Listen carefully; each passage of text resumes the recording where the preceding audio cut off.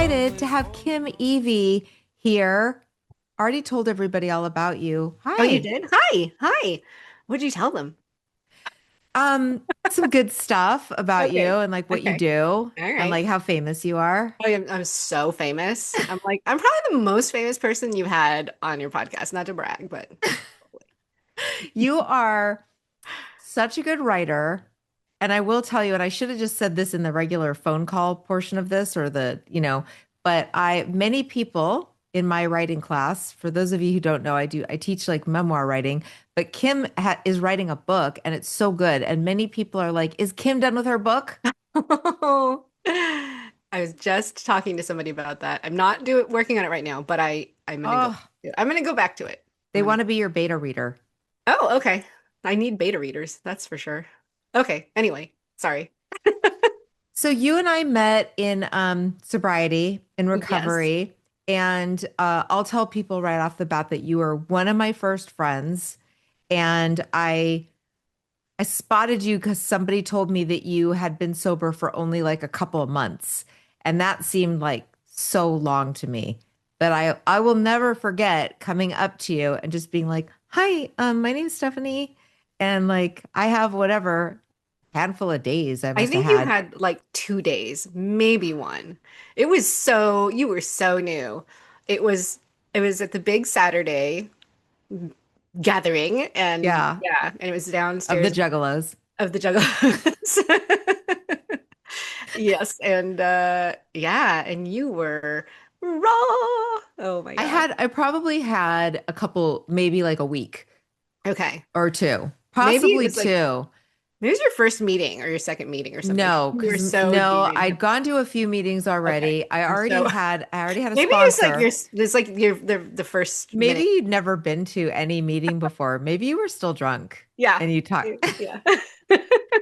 And I was like, Kim, help me. And I was like, stop drinking that margarita and we'll talk. So can you just tell me your story? You know how to do that. I know how to do that. Okay, so my story is that I was a periodic drinker, very periodic, so much so, and very private, and so much so that I didn't really know if I had a problem, although I pretty much suspected that I did. It was getting pretty bad. But a lot of the people who get sober will be like, I totally thought nobody knew, but everybody knew. But with me, literally, like nobody knew. I was very good at hiding it. And I also, it wasn't, I mean, I was really lucky. I was like starting to circle the drain, but it hadn't started getting really fast, It was just kind of that slow circle where it's like, oh, well, this is probably, I feel like it was like right when it was going to start going, but it was just, it had been going, so, um, But you're married. So did your husband drink too? Or did he no. not drink? Yes, he did drink and he's a total normie. So I always say my husband, this is how I know that I am an alcoholic because my husband, to him, alcohol is a flavor. It's like, what do I feel like having in my mouth? Do I want some water or some soda or some wine? Or, it's just like, it's unfathomable to me. And he's a guy that will, like, he takes, 2 hours to have a glass of wine, or maybe he'll leave half of it or something like that. But he and I, would drink wine together. And like toward the end, at one point, we were starting to kind of, I guess, be wine tasters, or that was what I said that we were doing. And he was like, you know what I read? I read that at the 99-cent store, they actually have like really good wine. So we should try like getting those wines. And I was like, oh yeah, it's a great idea. Yeah. And he would bring home wine and he would taste it and be like, ugh, that's gross. And I was like, I guess our palates are just really different because I think it's fine. And then I would just drink all the wine and he would not. So, He'd be like, we should use this for cleaning. And you're yeah, like, exactly. Like, it's I'm fine okay. with it. Yeah, I think it's fine. No, it's really good. So Uh, you say that you were really private, but did he notice that you drank too much? Did you drink in secret? Did you wait till he went to bed? Tell me what happened. yeah, it kind of went from when he started saying like, I feel like you're drinking like I've never known you to drink to cope with things or to, he was starting to point it out like this is not like you like we had another friend and he was like you sound like her. And I was like, I am not like her. No, there's no way. And so that's when I was like, oh, I better like watch it because he's starting to notice. So then I would, do the things like when we're, pouring the glasses in the kitchen, but pouring myself some extra and drinking it before, um, at the end, I was like hiding pills. I was hiding Ambien and whiskey in my back office. And I would go out there and just like have these little private parties. My husband would go to bed. And this was when we were both working pretty hard, from home, but doing, like producing and YouTube producing and stuff like that. So it was valid that I'd be like, oh, I have so much work to do. But instead, I would, you know, Would you just also do the work? sometimes, and sometimes that's how I started to notice that I had a problem because I would start having, are they brownouts? Is that what they are? Do people call them that? Like not full on blackouts where I was just like, oh, I'd have no idea what happened, but I would just be like, I sent that email? Oh, and then like it would kind of seep back in, or I'd be like I remember one night when he was out of town, I woke up and there was like a roast beef out on the counter, and I was like, what? And then I was like, oh, yes, yes, I do remember. I do remember getting that out and eating that now, but it was like it would it would take a minute. Uh, Right. and then like one of the big things that happened, and this was not when I quit, but this was just something that happened was so Ambien was my drug of choice. That's why I didn't really know I had a problem because I always hung out with, like theater people and I started drinking just because I was a kid who was really insecure and I needed to feel like I was cool. And when people saw me drinking, they were like, "Oh, I had the wrong impression of you." And I was like, "That's right. I'm so cool." And Was this how young? in high school. So, like the first time I ever really drank with girlfriends, I had we had I think it was like Bartles and James. We had like shoulder tapped some guy and we went to a dance and we were in the bathroom and literally there were four of us and four bottles and everybody was like took a sip and was like, "Ugh, no." And I was like, "Then I'll do it." And I just drank all the bottles and I got really wasted and went up to a boy that I had a crush on and said, "Why won't you go out with me?" And he was like, "Okay." And his friend was like, "Come on, let's go." And I was just like, "You leave him alone. He's got to answer. Why didn't you go out with me?" And it was mortifying, so mortifying. But that's so yeah. So that was my first. One time I went to a blogging conference and I got very drunk. This this must have been toward the end of my drinking. And Uh-huh. I went up to this like a blogger who Uh-huh. at the time was like very famous. Yeah. Yeah. And I basically did a like, I know who you are.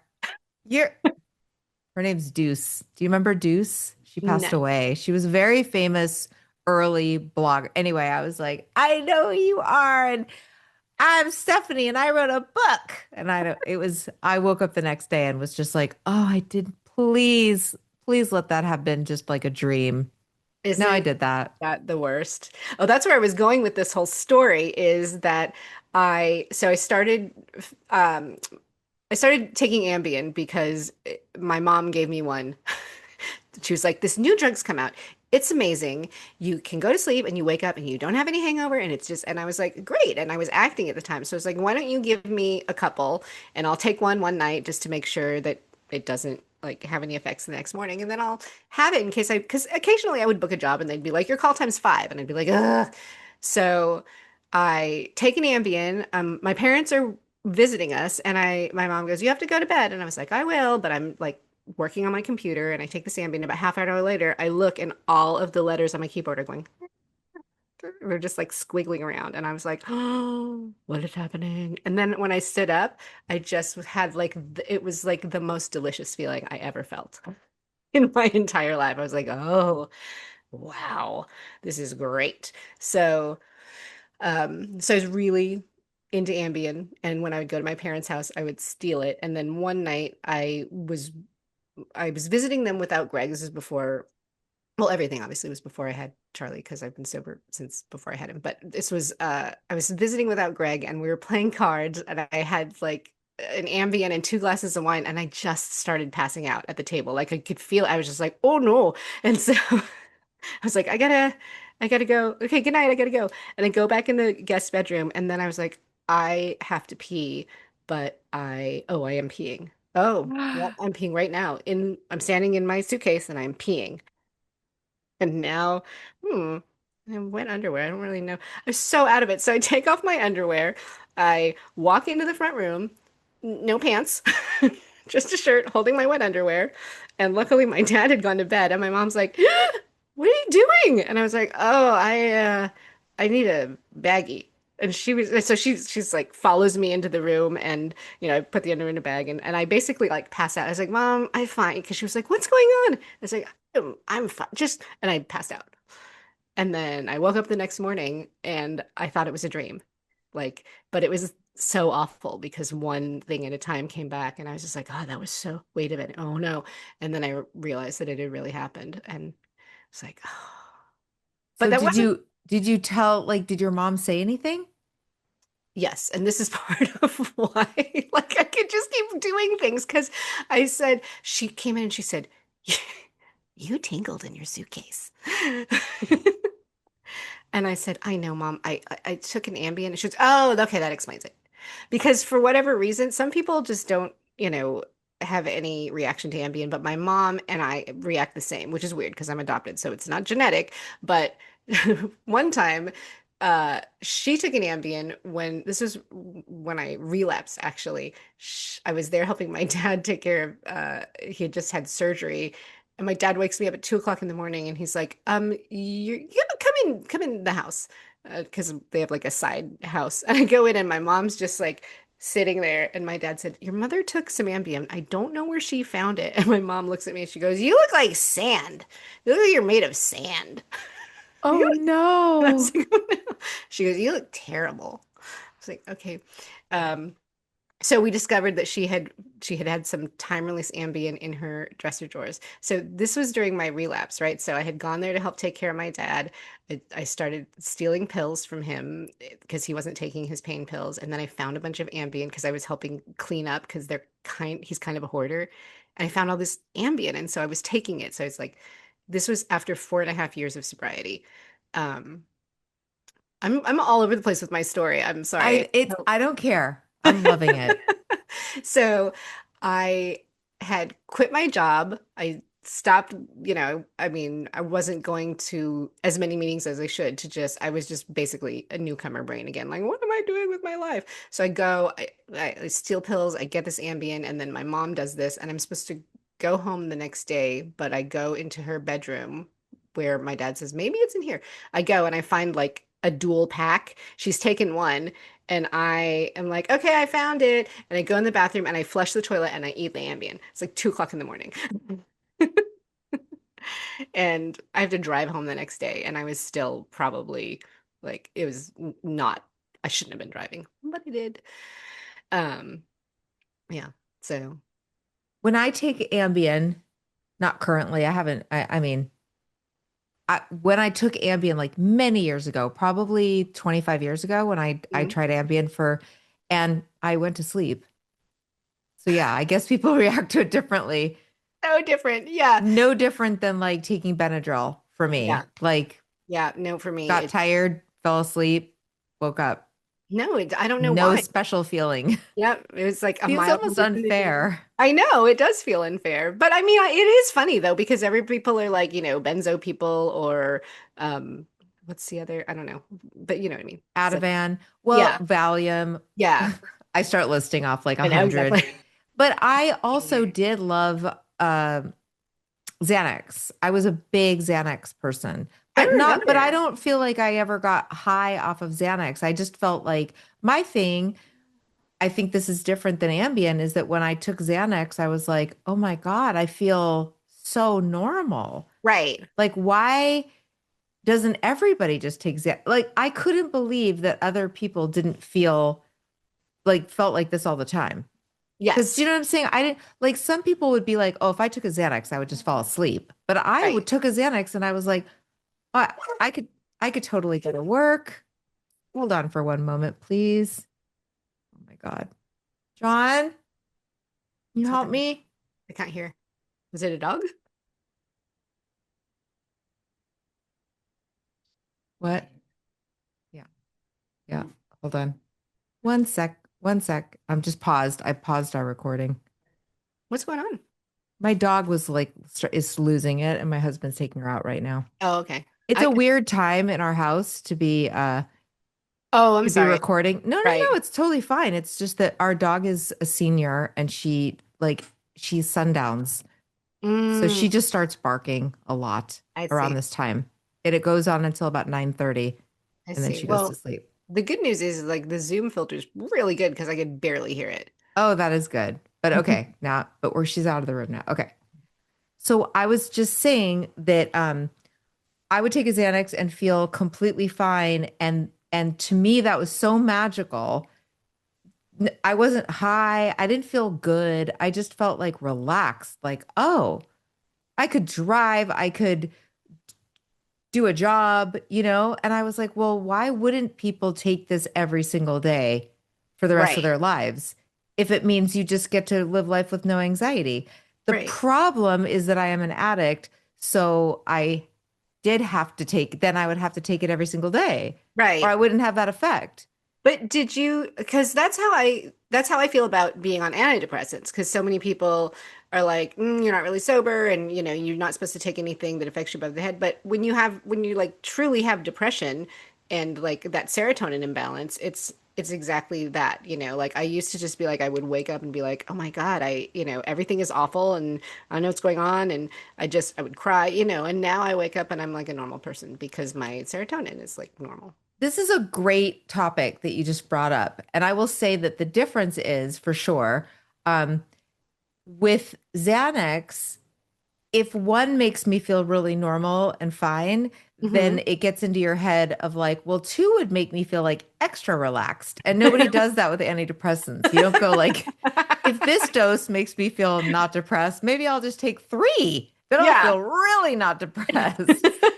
It's different. It's yeah, no, it's absolutely different. But did you then like Yes. because you developed a tolerance or was it because you were like, I think I need to feel a little bit better? Yes. Because I And would be like, I like downers. I love mhm, to feel chill. So I yeah, would think, oh, well, I feel chill. Like this Xanax takes the edge off and makes me feel like no anxiety. So if I right. took a little bit more and combined that with a glass of wine, then I would feel very relaxed, like even better than a glass of wine. It would just help, it would elevate the glass of wine so that I wouldn't have to have three glasses of wine. Yes, which But is then I would still exactly have three glasses of wine. you just didn't have to, but I just would.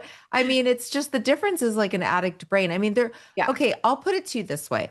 I have taken Benadryl in sobriety when I've had like a couple of sleepless nights and I've been Hmm. like, I really need to sleep through the night. I've never one time ever been like, well, if two Benadryls helps me sleep through the night, maybe I'll take it during the day or maybe I'll take another one. Like Right. that's never crossed my mind. It doesn't make me feel good. You know what I'm saying? There's just Yeah, yeah. I think Xanax makes people feel good. Yeah, absolutely. And if you do take two Xanax, you are going to feel out of it. So Hmm. even though I'm not going to feel like euphoric or like a drunk feeling or a Vicodin feeling, I'm still going to feel, oh yeah, I feel altered. Right. Yeah. I don't think that antidepressants, they don't alter you. They don't, but people who don't have depression, sometimes I think that they are under the mistaken, I think they're, under the mistaken impression that that is what happens, that you take them and Well, that you those somehow get people are elevated. right. Those people are incorrect. They are wrong. And there are no bosses in 12-step programs or recovery groups. Like there's nobody should tell you. It's up to you. Yeah, exactly.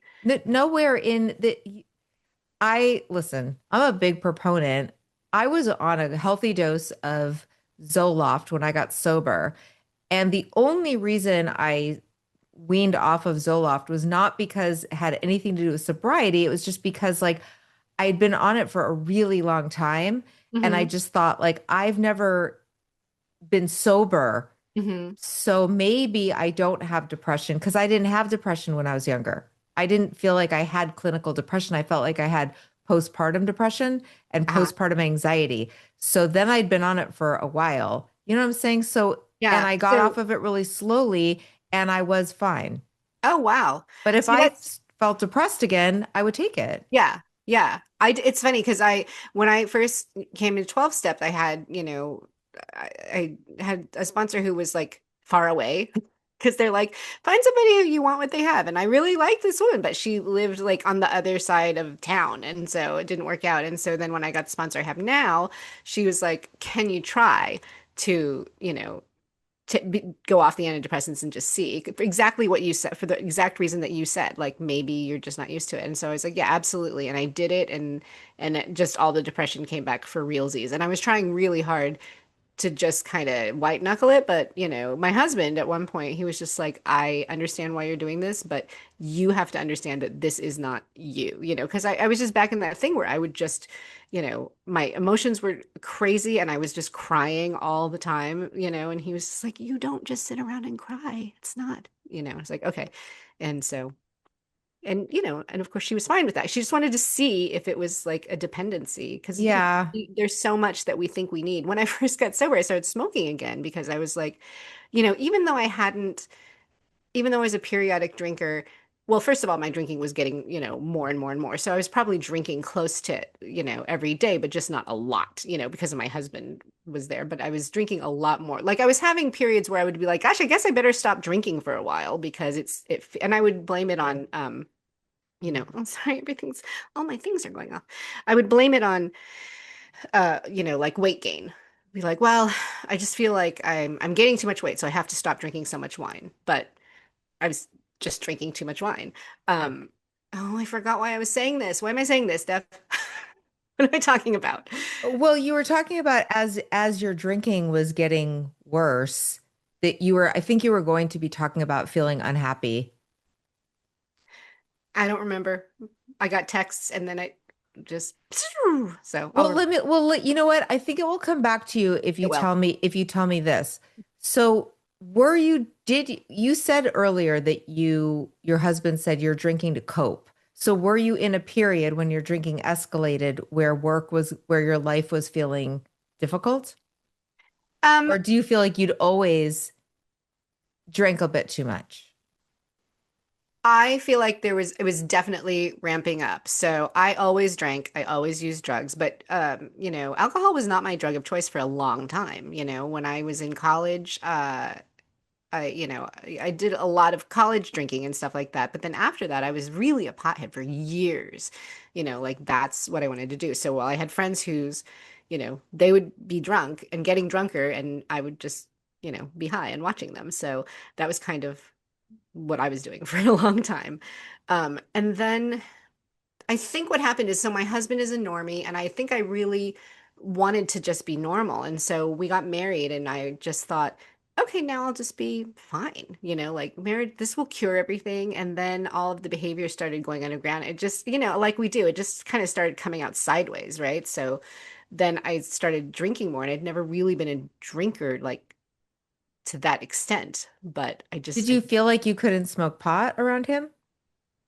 yeah, I didn't. I had kind of quit everything because he's such a super straight arrow. Oh, that's what I was talking about, that I stopped that I started smoking again because Yes. yes, thank you. So even though I wasn't um, drinking a lot, I realized when I had to stop everything that I had never been without something. It was either I was allowed to drink or I was just like, taking something at night, or I was, I mean, honestly, when I stopped drinking, I would drink coffee to the point of where I almost couldn't function just because I needed to feel altered. And I hadn't realized how much I needed that and how much I'd been doing that for years. And then I also started smoking again, which I had quit smoking when I met my husband. And, although I cheated a lot, but I started again, I was just like, I have to do something, I can't just be like me, that's that feeling that we have when you feel too raw. It's like I can't just go around with nothing between me and the world. Like that's crazy. Yeah. I mean, it is. Yeah. It's a nightmare It's a nightmare. at Yeah. first. So yeah, so I just built on, more stuff that I could have. And I just need that because for me, I mean, I definitely, it's physiological. I respond differently to drugs and alcohol than people who are not alcoholics. But at the same time, for me, there was such a um, an emotional, like, that whole needing to fit in thing, really, really feeling um insecure. What is the word? Feeling inadequate, feeling like I didn't measure up. Like all that stuff was with me so young, and then all I wanted was to like fit in. And so when I could start doing these things, that was such a big part of it. Before there was an addictive part, it was just like I need something to be. I need, oh, I'll smoke pot and I'll smoke cigarettes and I'll do all this stuff because you guys do it, and I need so much to fit in to, But it's something. interesting because your husband didn't do that. So No. then you were doing it alone. So it's not even like peer pressure or you're doing it when you're socializing. Right. I would do things like I would like if he wasn't with me. It's funny because these are things like I kind of discounted, and then I look back and I go like, oh yeah, because we were both in the same theater company, and then there would be nights where you know he would go home, or maybe he wasn't rehearsing that night or whatever, and then I would stay and I would just drink, and I would have like 3 or 4 glasses of wine, which for me it's a lot to drive home on, and then he would be like, "How much did you drink?" And then I'd be like, "Oh, I just had a couple glasses," or I'd be like, "Well, I was there for, I metabolized that over 6 hours or whatever." But I was lying. I was driving home like pretty drunk. So Yeah, same. Same yeah. story. I would go to the improv and do stand up and then get in my car and drive over the hill, drive over Laurel Canyon after having probably like three big martinis. Yeah. I would either do stand up or just be there to hang out, drink some big drinks, drive home. And my husband, same thing would be, and I would say the same thing. No, but I had it earlier in the evening. I timed it Hmm. out. I was fine when I left. Yep. Yep. Yep. Absolutely. Yeah. A lot of math in my head. Okay. So much. So when did it start? It starts to ramp up and then at the Ambien at the same time. Yeah. I mean, the Ambien, I think, is what really kind of took it you know, over into something else. And Did you yeah. ever get it from a doctor or did you steal it all Yeah. from your parents? No, no, then I got it from a doctor, and I was, I say it was a great story of like, oh, I'm an actor and I won't really take it, but I'll just have it around. But then I would take it all. So, And then and would you doctor shop? Because usually they're pretty no, tight I on that. I know I didn't get that far. So it wasn't like that, that bad yet. So like I could kind of hang in between. But like, like I would do things like I was working on, a web series that I was writing, and I was like, I need to go. I can't be in our house and work on this. I have to go away, and like I made it logical. So he was like, yeah, just go, So I went to like a hotel, like in Woodland Hills for a weekend. And I wrote during the day, like I wrote everything. And then at night I would just like, you know, when I was done, like I'd call and be like, I'm done, I love you. And then I would like Ambien, wine, cigarettes, like to the point where I was almost passing out. And I would just be like, you can't pass out. You can't pass out while you're out by the pool. You have to get back in the room, just like crazy, like it made sense at the time, and I was just like, but actually honestly that is the first time that I feel like I heard a voice in my head that wasn't mine saying when I was like standing in front of the wine, before I'd gone checked into the hotel, and I just really heard a voice kind of go like, I think you have a problem. And it was really like a distinct, like in my head, like not me voice. And I was just like, yeah, probably. Yeah, but we'll just deal with that later because I want to have fun this weekend. So, but It's it's really, amazing that we think that's so fun though, too. You I know, know. And that's the thing. It's like, it's such a sad, because now, you know, I don't know. It's so weird, isn't it? Because my life is, by a lot of accounts, it's pretty boring, but I love being in it. I love it. I love being present, and I can do so much. And it's just, it's something that I think back at that time, I would have thought like, oh my God, I will kill myself if I ever have that life, you know?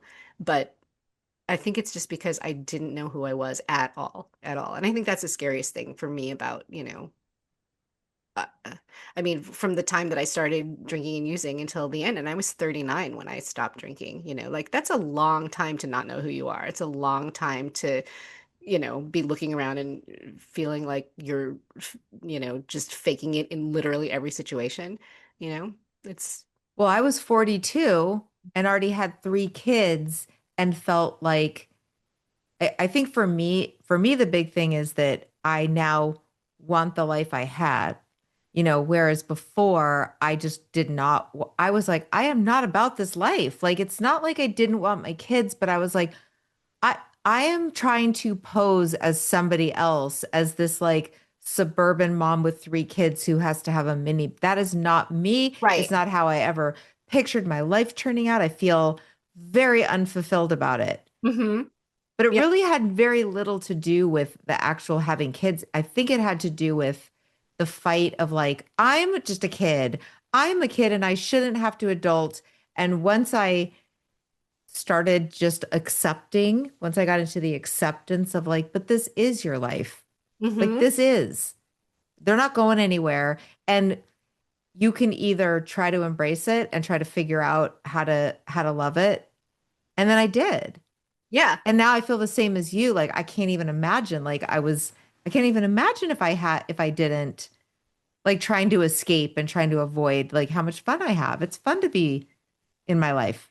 Yeah. And I mean, I can't, I feel like, we're really lucky that we did it so early because, I mean, we have such great relationships with our kids because we're so present, but easily, I mean, I hear all the time about people who are like, "Oh, well, I drank because it was so dang boring, like I had to have a glass of wine to get through like the Legos or to get through the whatever." And I totally 100% get that.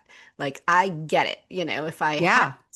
if I wasn't sober, like that would have been me. Absolutely. If I hadn't gotten sober before I had a kid. Because yeah, I mean, there's times when you're just like, because that's The just thing people don't realize though is that like I am not mad at anybody who's a mom who has kids and is like, I gotta get a little drink in me before I play with a dollhouse because who cares? right. For me, the problem was it's never enough to have a glass of wine. It doesn't make it more fun. I have to have a few glasses of wine. I have to be drinking. I want to be a little bit out of it. And since I have no good gauge on where that line is for me, it's just a crapshoot.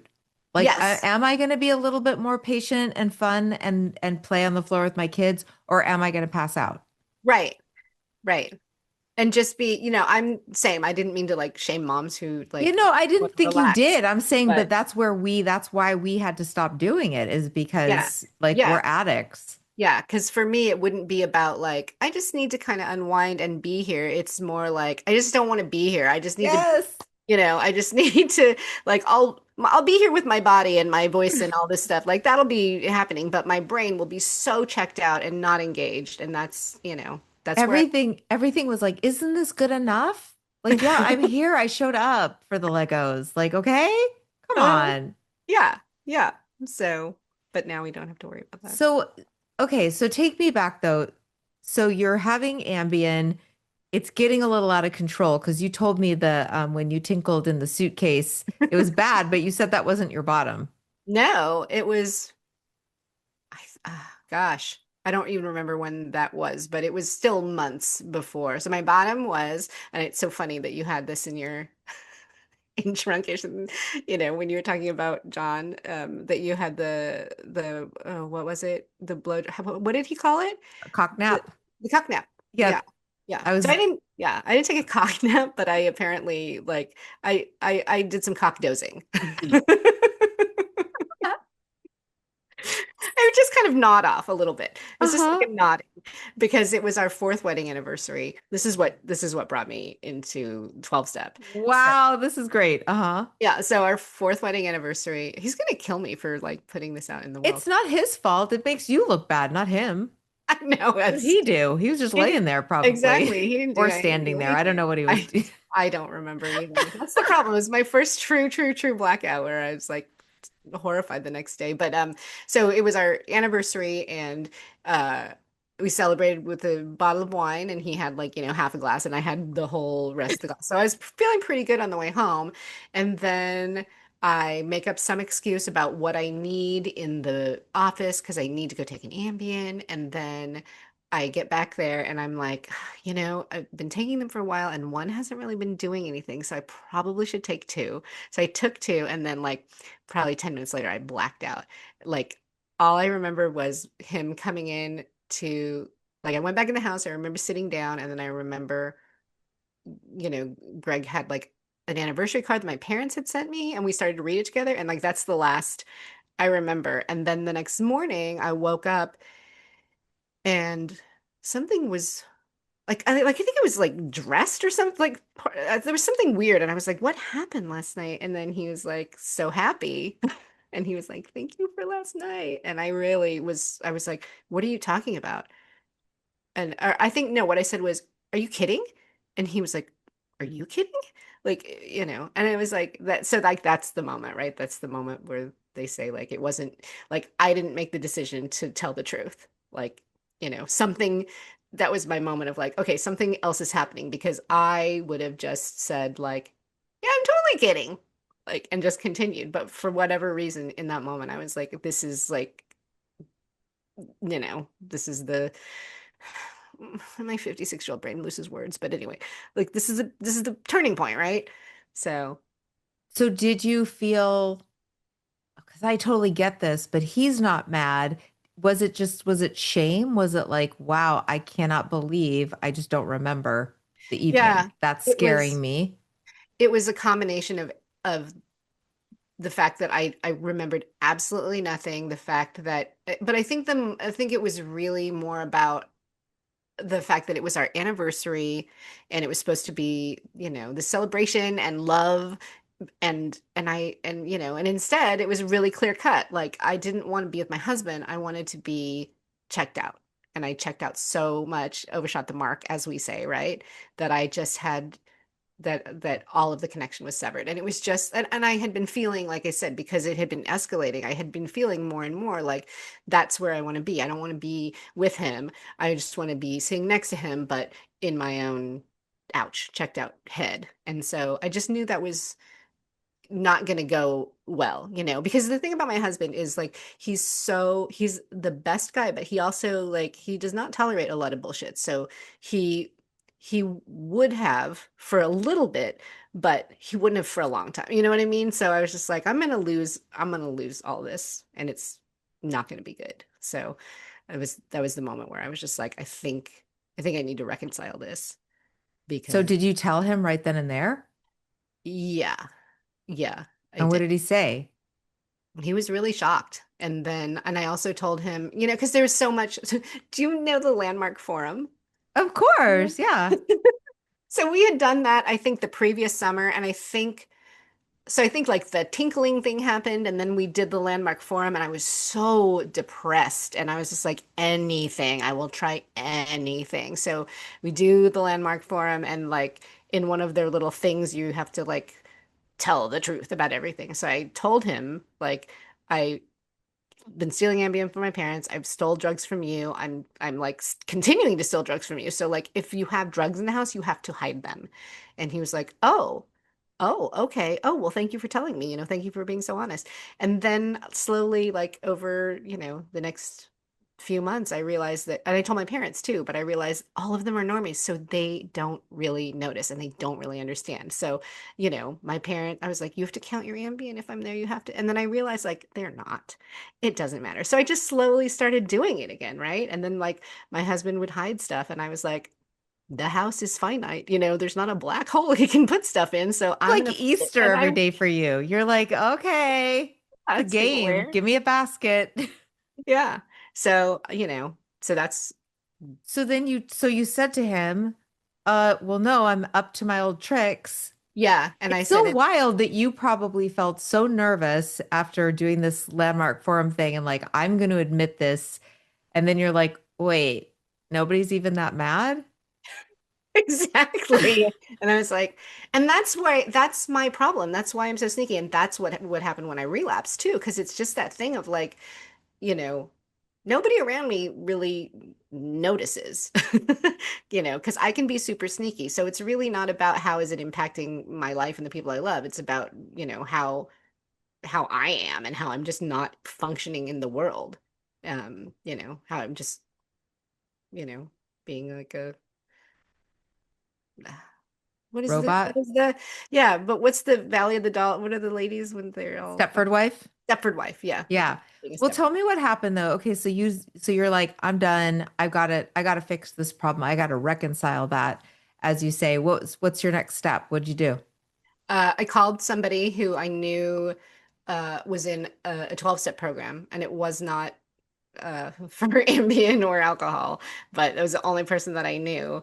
And he was like, okay, well, and he didn't know either because I was like, I'm having problems with these pills. And so he sent me to an NA meeting because he Uh-huh, didn't uh-huh. know.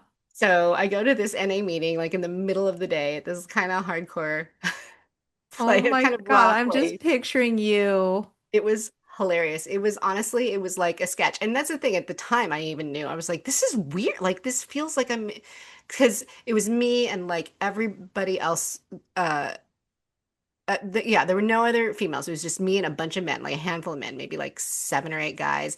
And like one guy who shared, he was just like every other word out of his mouth was, fucking this and fucking that, but it was all solution, which is hilarious. So he's just like, I don't fucking know. I don't understand my fucking higher power, but all I do is I just wake in the morning, I fucking pray and I fucking do the deal and it fucking works and I don't fucking know why. It was hilarious. And I was like, okay. And then there was like a guy like who was uh I don't know what he was on in the corner, and then he raised his hand and he like mumbled his entire share, and you could not hear any words that he said, except every once in a while you could hear like crack and then crystal meth, and it was really like at the time even I was like, this is like a comedy sketch, and then at the, this is how like insecure I am. So at the end I go up and because I took a newcomer chip and I was leaving and somebody came up to me, and he's like some like hardcore tatted up guy, he's probably like a crystal meth addict. I have no idea. And he was like, "Hey, you got a day." And I go, "Day's not over yet, man." I love it. Did he laugh or was he? No, he probably was. You No, weren't I was kidding. I was earnestly trying to fit in. Like I was Right. just like, oh, like God but of willing. course, yeah, yeah. I mean, I know he's just gonna go home to my husband and go to bed, but like this is I was like, I have to justify why I'm here. I'm so tough. Yeah. So So then what? So then, and it's funny because then my friend who had called, he said that he hung up the phone because his wife is in 12-step program, and he's like, I sent her to NA, and she was like, why did you do that? And he's like, I don't know, I thought I because she said she's on pills, and it seemed like that was more narcotic, and she was like, oh no, and she was like, well, she'll figure it out. So luckily, I did. How'd you figure it out? So did you call someone else? Well, Phone book? my Jane is my Eskimo. Is she Oh, gonna be like somebody? So yeah, she'll be before you. Yeah. oh, okay, okay. So Jane had told me that she was going to some meetings, and she's a director. So I assumed they were just all, you know, meetings about projects. And then and then at one point she told me what they were, and I was like, huh. And so then I think I called her, and I was like, I want to go to your meetings with you. So, although there were a couple I went to at first, I think so. My friend, um, he was in a different program, but I think he was also an Al-Anon. This sounds like a very Al-Anon thing because he told me, um, look for the similarities, not the differences. And he said there's going to be a lot of talk about God, and if that freaks you out, then just know it can be anything. It's just, a power greater than yourself, and one other person can be a power greater than yourself. So just like don't let that throw you if that's something you're not into. And then he also said I think he said go to 6 meetings, and I don't know where he got that number, but He and I've just asked made it other up. maybe he did. Yeah, he just pulled it out. He's like, I gotta say more than one because one, you're not Right, gonna go back. But like, right. I But don't know. 7 is a whole week. That seems like too much of a commitment. 5 would be like, yeah. I feel like the sixth one will do it. Then it'll Yeah. kick in. Yeah. That'll be like, if she goes to 6, she'll want to go to the 7th. So, so yeah, so he said just go to 6 at least. And so I did. And then at some point I called Jane and, and then I went to like this meeting that I still go to now where I heard somebody share about Ambien, and I didn't know that was a thing. I thought it was only me, of course. Like we always think it's only us. Like you're the only one that ever drove drunk with kids in your car, and I'm the only person that ever abused Ambien. And so Yeah. so yeah, so that was That was great. And then then you were like off to the races, sober. Yes. You did a pretty good job. We were friends. We hung out. I want to do Wait, what's your date? May 22nd, 2009, Okay. Yes. So, and I originally was in June February. 13th. Originally it was June 13th, 2008, and then I like went out on one Ambien that I stole from my brother-in-law's medicine cabinet like 4 months later. Like right before I had 9 months I did that, and then I reset, and so that's when we met because I had February Okay, in okay. 2009 and you So had. then things went along and you're like doing the deal. And I mean, the relapse happened just because, like you say, I just wanted to talk about this for like a second.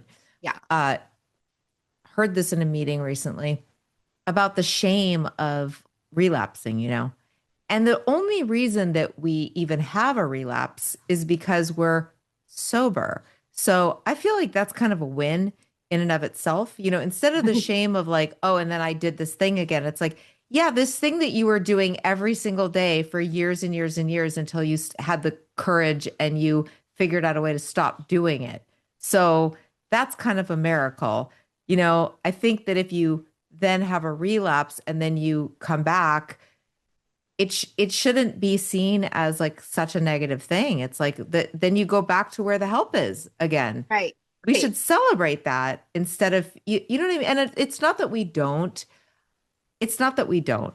It's just that I think the big deal is that you didn't do it for as long as you didn't do it. Do you know what I Yeah. mean?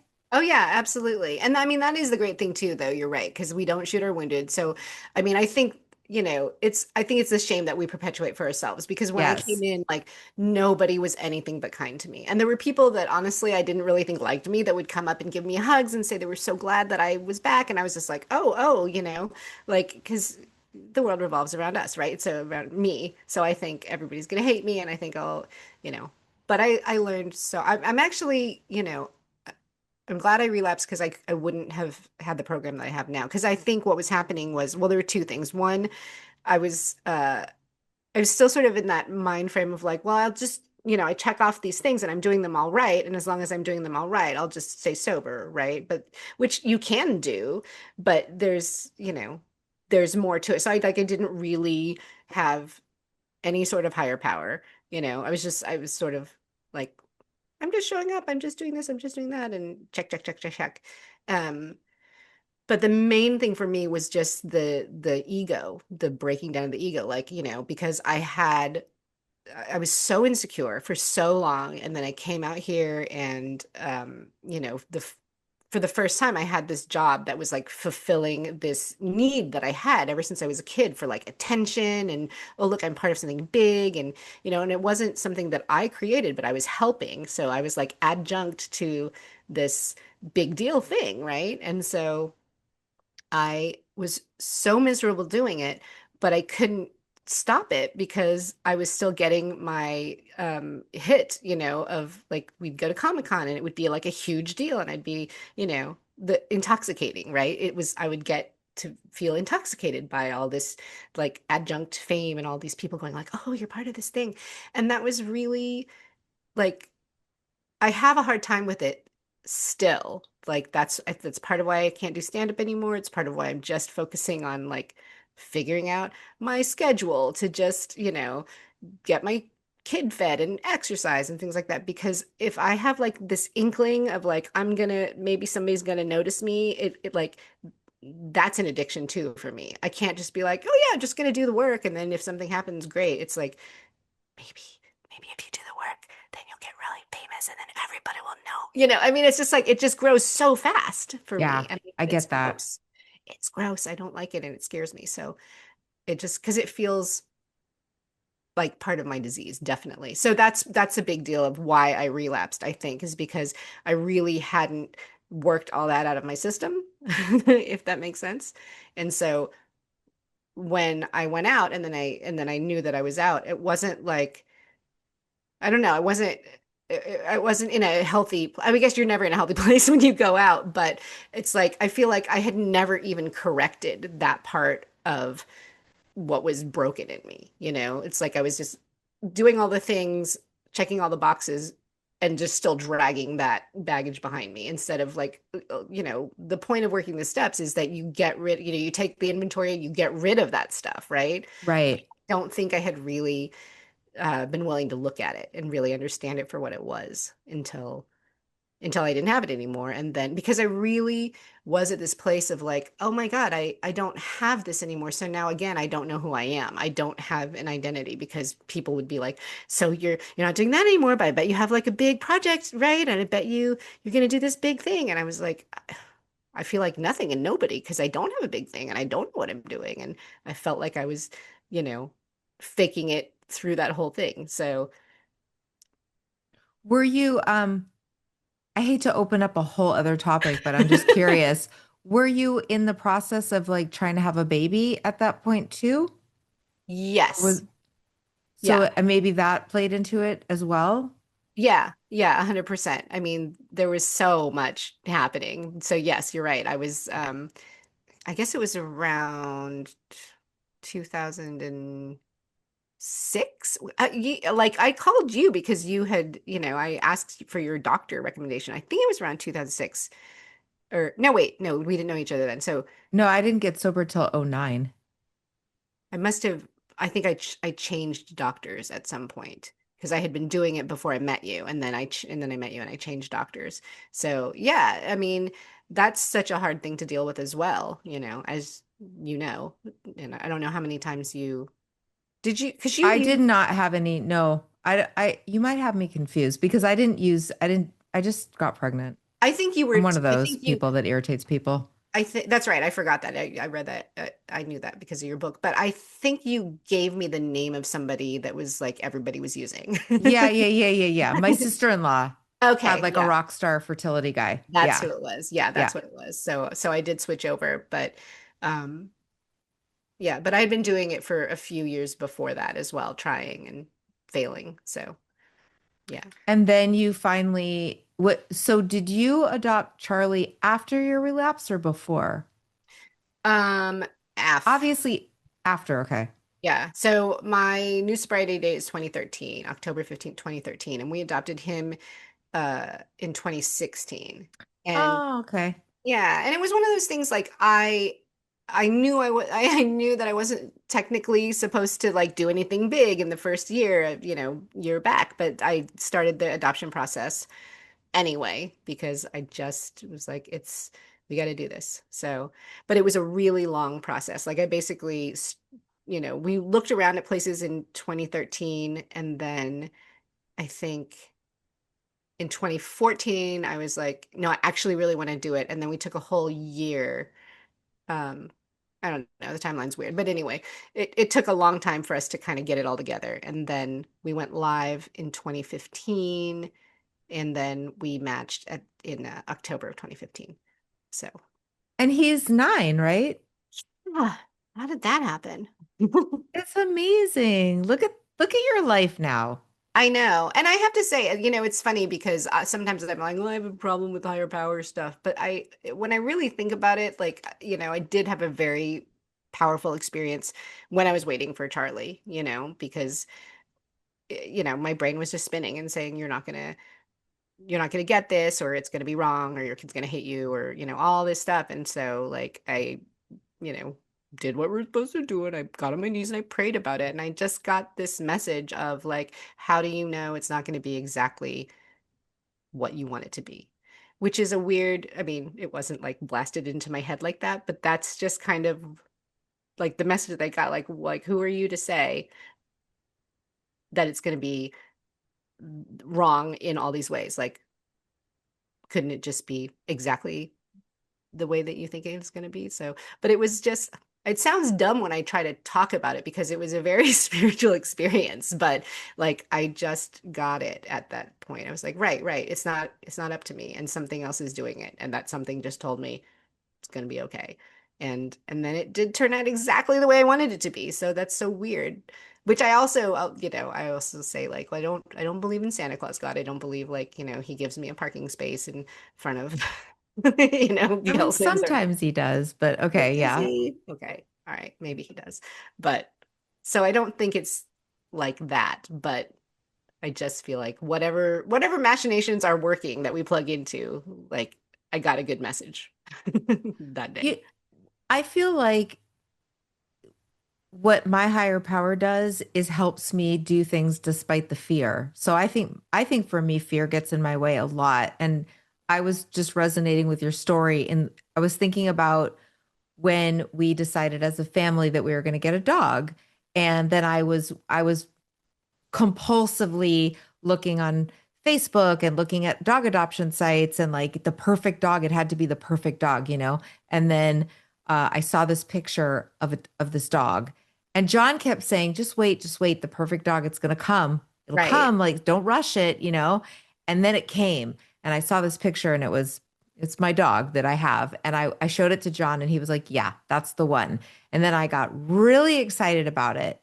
And then I was very obsessed with like, what if they don't give me the dog? What if we don't get it? Like, I Right. have to fill out this application. And I worried about the application. And I wanted to have exactly the right answers. And then I called them a bunch of times and I was like, please don't give this dog away. Like, this is our dog. But then so they set up a time for us to come meet the dog. And I was like, Mhm. what if somebody meets the dog before us and then the dog goes with them?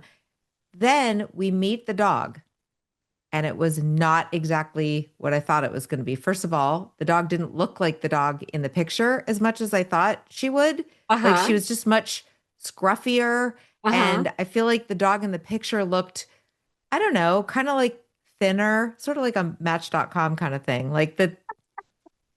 It just looked different. This dog was like kind of had a Wilford Brimley face, just like big eyebrows and like a lot of hair. And I have to tell you that I got scared. I Uh-huh. got scared of like, maybe this was the wrong thing. I wanted this thing so bad. And what if this is wrong? And also, the dog was not coming over to us. It didn't Uh-huh. seem like the videos you see where dogs, Right. oh, you at the one at the pound, and that's the dog that comes over to you. And Right. like, no, this dog was all about the woman who was fostering the Of dog course. and Yeah. wanted nothing to do with us. And I had such a crisis of faith because we didn't Yes. get to take the dog that day. So we went home and I tried to like talk everybody out. I was like, I don't know. And I was scared. I Yeah. was scared that it wasn't going to be exactly what I thought how I wanted it. Yeah. And I had to, I was sober and I had to feel the fear and I did it anyway. And like, man, that dog grew on me like right away and like, love of my life. Yeah. Oh, I love that story, And it especially because was you're how looking for a dog. because, oh, it was just like, and what I really wanted was this fantasy dog because a friend of mine had a dog that was such a good boy. Like Right. she would open the front door, the dog never ran out of the house. The dog was like just a super loving, also didn't need like a ton of like Yeah, yeah. hiking or anything. Just like, and I told somebody about that and they're like, well, that sounds like you're just looking for a teddy bear. Like that's not how real dogs are. But guess what? That's how my dog was. Like she's very old now because that was in Yeah. 2016 and she was Oh, already a few years old. yeah. Yeah. So she's already like 14 years old. But anyway, I think that that was just me just going, okay, I know how to do this. I know how to do stuff that feels uncomfortable and it might not be exactly and how to let it just be what it's going to be. Yeah. Yeah. And Absolutely. then it ended up being the thing that I had hoped it would be. Yeah. And the funny thing is with my son, it was even more than that because the woman who ended up being his birth mom is adopted and I'm adopted and Charlie's adopted. So this whole and I was adopted from Seoul, South Korea when I was like 14 months old. So they're, I don't have any records and I've been told that, if you spend a lot of money and a lot of time, you possibly could figure out more stuff. But ever since I was a kid, my parents were like, "These are all the records that we have, so we'd help you more." Like they were never like, "How dare you?" or they were always very open about it. So I think the way that my brain always processed it was like, "Oh, okay, well, I guess I can never know." So that's off the table. Like it was fine. I didn't really think about it, but there's something about having this little trifecta of me and Charlie's birth mom and Charlie all being adopted that has like settled something that I didn't know was unsettled, you know, Yeah. until it happened. So, But yeah, it's just been really wild because I mean, it's just so perfect. And people, I get it. When people don't adopt, I'm so sorry, I didn't turn my stuff off. When people who haven't adopted, I think the biggest fear for them Hmm. from them is like, what if she changes her mind? Or what if, like, isn't it weird that, like, if you're still in touch with her, which we are, like, what if she decides that and it's like, I get that that might be a feeling if you haven't been adopted. But since I was adopted, like, my parents were always just my parents, period, end of story. And that's the same with Charlie's birth mom. Like, her mom's just been her mom. It's not like, you know, so, so there's just this, you know, implicit understanding, like, I'm his mom and she's his birth mom, and that's okay, and there's no, like, weird crossover. So And that's just such a beautiful, like it sounds healing yeah, that it yeah, happened that way. yeah. It's really healing for me. I think it's really healing for her. I think initially she was thinking, like, maybe she, you know, because we were like, whatever you want to do, like, we would love to have an open adoption, but if you decide that that's just, not something that you're interested in, we totally get it. And she was like, I need to kind of think about it. But we got to hang out together when he was born while we waited for, like, paperwork. So, she would come over to the house that we were at every day and, like, be with us. And so we got to know each other a little. And then she decided she wanted to come when he was like 6 months old. And then, she was like, maybe I'll just come once. But then after that, she was like, yeah, no, so we haven't seen her in a while, but it's just because, like, life since the pandemic seems so bizarre. It's like, oh, we haven't seen her since the pandemic. That's been 5 years now. That's a long time. Yeah, So that's crazy. yeah. So we need to But get back. maybe that's just how it's supposed to be for her. Like maybe she needed to do that to like because she's like, well, I'm not his mom. Hmm. Yeah. So, but she's seen him, several times, before then. And then we're still in touch, and she sees pictures all the time, and, we text. And so it's pretty cool. Well, this has been so fun and I loved having this conversation with you and it's funny because, I think I know a lot of your story, but a lot of it felt kind of new to me. I mean, I know that Yeah. yeah, yeah, it did. It did. And it's so cool to have people like we've been in each other's lives since, we first got sober. And it's I nice to can't. have that. I think it's not rare, not in the circles that we run in, but it's Hmm. rare, I think, in general Oh for yeah. people to get this and then just keep seeing each other grow and change. And like, you know, I think we're Yeah. both pretty different than we were when we first got in. Oh yeah, amazingly so. And it's funny to think back about, the people that we were with. And some people, you know, I don't know if they're sober or not, or some people have moved, and some people, so it's really cool. I It's really cool. know. I know. Well, thank you, Kim. And so tell us, where can we find, do you have any writing online? Do you have a Substack? Are you doing Medium? You know what? You'll have to put it in your intro. Okay. I honestly don't remember. I kind of stopped doing social media after I stopped doing stand up. So, Okay. That's okay. You're so, enough. You are so enough. I'm enough. But no, I do have, like, I either have a Substack or a Medium, but I can't remember which one it is. So Okay. I'll Well, your writing is very brilliant, so I'm going to figure out how to turn people onto it. Either oh well, way. you're All you're right. you're Thank you a for being teacher. here. Thanks for having me. Bye. Feeling like life is good, yeah.